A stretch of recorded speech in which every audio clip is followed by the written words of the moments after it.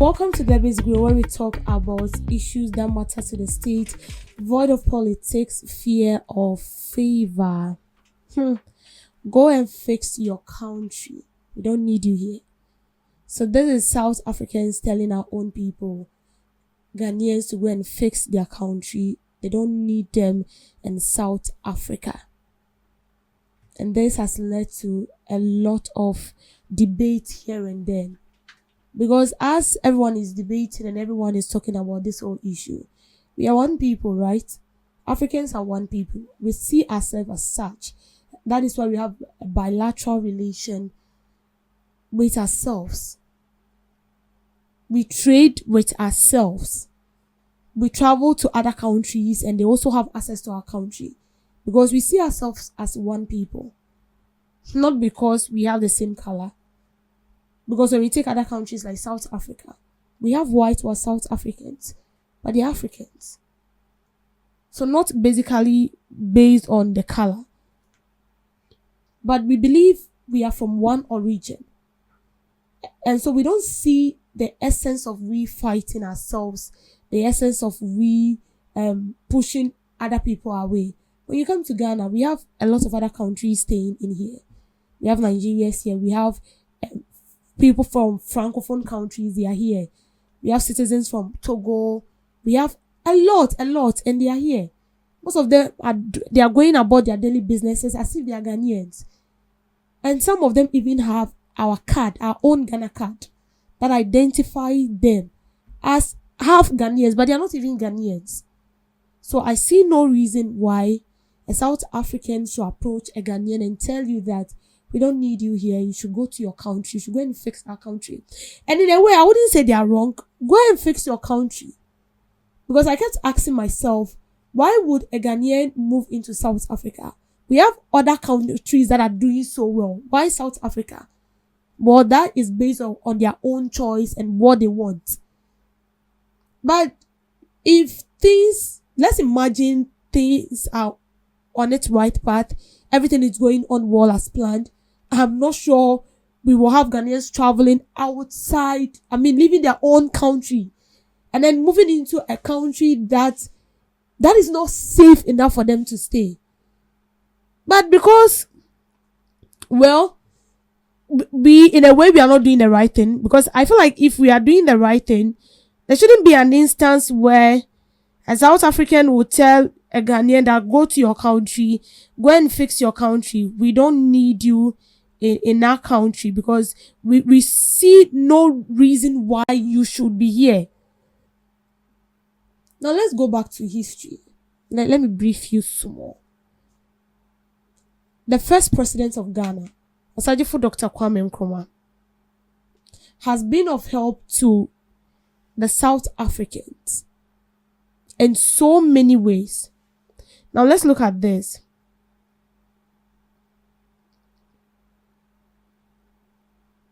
Okay. So when we talk about the apartheid system, it's a system that was legalized racial segregation and discrimination that the South African government enforced from 1948 to 1994. So the word apartheid is Africans for apartness or separateness. So as a South African, they classify you based on whether you are white, you are black, you are colored, or you are Indian. Your race determined everything else. So non-white people were being forcibly removed from cities and dumped in poor townships, rural homelands, with 80% of the land was reserved for their white minority, who were about 15% of the population. Now, they have a separate and unequal services to education. So the black people who were South African had like 1/10 funding of white schools. The goal was to train the blacks for manual labor. Then when we come to public spaces like the beach, the buses, the park, and hospitals, had white only and non-white only signs. Now, Prohibition of Mixed Marriages Act made it illegal for people of different races to marry. So although we are all South Africans, but when you are white, you can't marry the same person who is also a South African but has my color. you can't marry that person. Now, on the political side, only white people could vote in the national election. So black South Africans had no representation in parliament. They needed pass books to enter white areas for work and could be arrested if they didn't have one. And so the ANC, led by Nelson Mandela and the PAC, fought it after the 1960 Sharpeville and 1976 Soweto uprising global pressure. Ghana under Nkrumah was one of the first African countries to host ANC exiles, gave them passports, and fund the struggle. So when this thing became so tense, Mandela wanted to bring an end to all the nonsense going on in South Africa, because trust me, we are all Africans. Why should they be discriminatory? Because I'm black and you are white, so you have authority over me, but we are all Africans. So he wanted to bring an end to it. So he formed a group of people, let me say a party. But their life was at stake, because in a way they wanted to fight what was going on. And so they needed a place to hide. And then, as usual, just like the way they call us, Asunje mine, right? So we opened our arm, and Nkrumah has to take them in. So we took them in, let me say, as refugees. And then we gave them a place, a safe place for them to hide. And even money was handed over to Mandela. So financially, Nkrumah helped them. And then it got to a time we're supposed to even give them our passports so they can travel.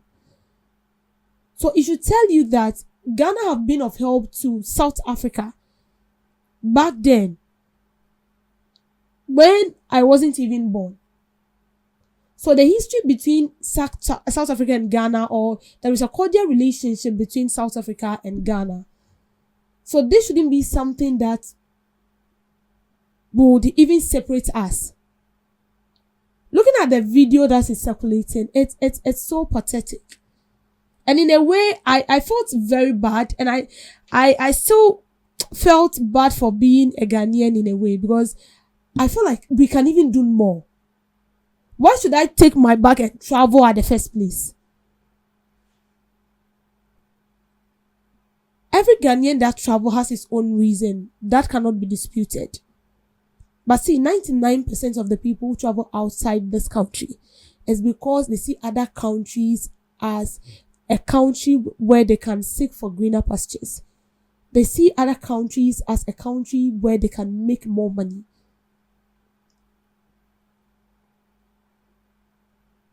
And then they end up finding themselves in danger. And then you see a black telling his fellow black colleague that I don't need you here. We don't need Africans here. And I also saw a video where some of them were being beaten.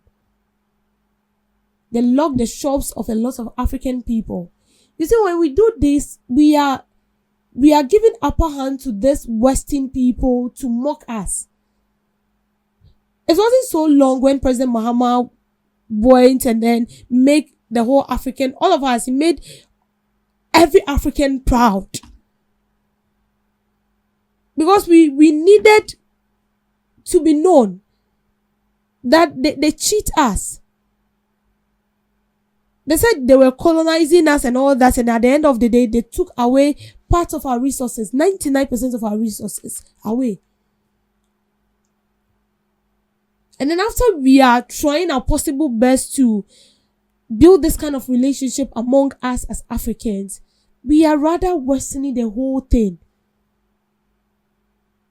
And I don't want to believe that these people are being paid to do what they are doing. I don't want to believe it. How do we fight these people if we are divided as Africans? How do we fight them?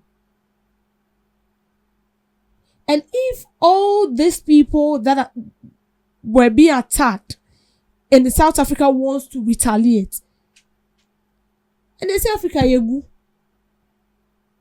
there wouldn't be peace, because if we also want to retaliate, it wouldn't be nice. We have Africans in Ghana here and they are working. They have their business operating in Ghana. And the same way we have Ghanaians also in South Africa. So if you feel like Ghanaians being in South Africa is a threat to you because they are taking over your jobs, they are taking over what belongs to you, and so the only thing you can do is to treat them in such a harsh manner, then it's bad. It's uncalled for. Then let's also say the same thing here and shut their shops, throw them out without giving them a penny. And let's see whether Africa will be a safe place for all of us to stay. That is not what we want. We want peace. The Africa that Nkrumah visioned to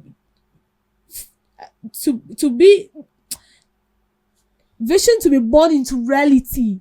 The unity he wanted Africans to develop. Let's do that. This is simple. Because I see no reason why we should be attacking each other. It doesn't really make sense.